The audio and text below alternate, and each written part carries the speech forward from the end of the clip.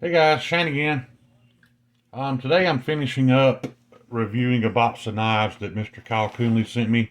I've already posted the other videos, and this is the last one. This is the Artisan Ahab. As you can tell by the title, um, this is a hard no for me. But let me explain. It's not a hard no because the quality of the build or the action or the blade geometry, any of that stuff, because all of that stuff is quite good. This knife is just a hard no for me because of the ergonomics, which, in all honesty, the ergonomics are quite good, except for the fact that I have a loss of sensation in my fingers, and I honestly can't really feel this knife when it's in my hand. And because of that, it is not just possible to access the sharp edge from the scale. It's actually very likely for me. There is, a lot of knives have a hilt here or a finger choil to stop you from riding up on that blade, where this knife does not. It's actually a very smooth and very easy transition to ride up and end up on that edge. And for that one simple reason, this knife would be a hard no for me because of my disabilities or my shortcomings, whatever you want to call it. However, this is a very popular knife in the knife community right now, and I can kind of understand why.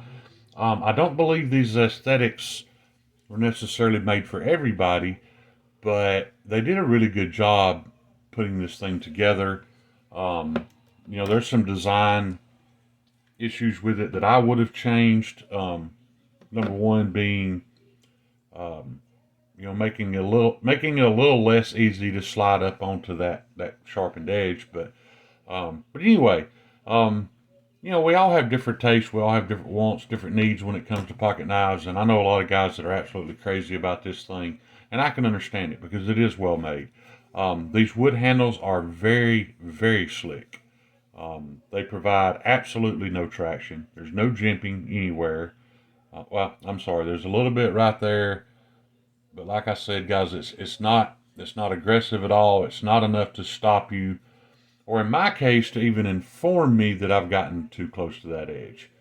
So if I was using this thing inside a deer carcass or in poor lighting, it's very likely I would hurt myself with it. Now that doesn't mean that it's an unsafe knife. It's just not safe for me and and my condition. That being said, though, these wood handles are very nice, guys. They are slick, but they're very well finished.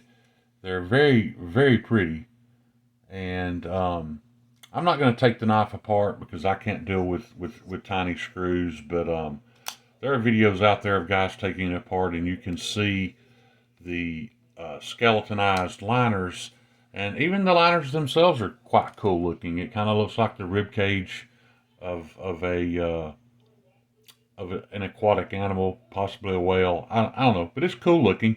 I've even heard people talking about having some clear acrylic scales made for it to show off those scales. I think that would be a cool idea. The action on this thing, though, guys, if you're concerned about action, is excellent.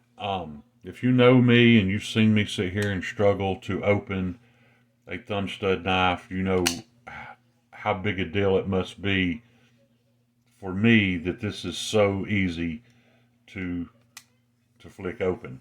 Of course, you can spotty flick it. I can't right-handed. I only do that left-handed. But yeah, the action is great. It's got a snappy little detent, but it's not a heavy detent. It's not hard to overcome. It's just right in my opinion. So I love the detent, so that's a plus. The closing action, it comes over the detent fairly early, and if I wasn't under my phone, I could show you a lot better. I wouldn't say it's drop shut. It requires a little bit of a shake.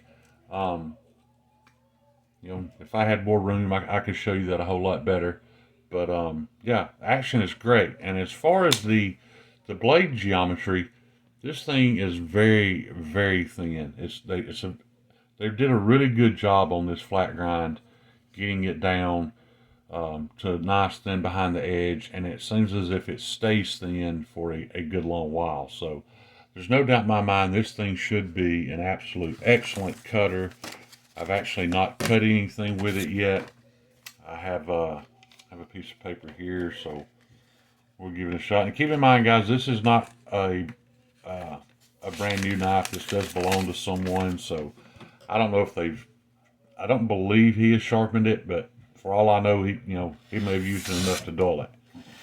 But no, apparently not. It's I don't want to give Artisan credit for this paper curling edge, because this knife belongs to Mr. Kyle Coonley. He is a professional knife sharpener, so this very well could be the result of his work.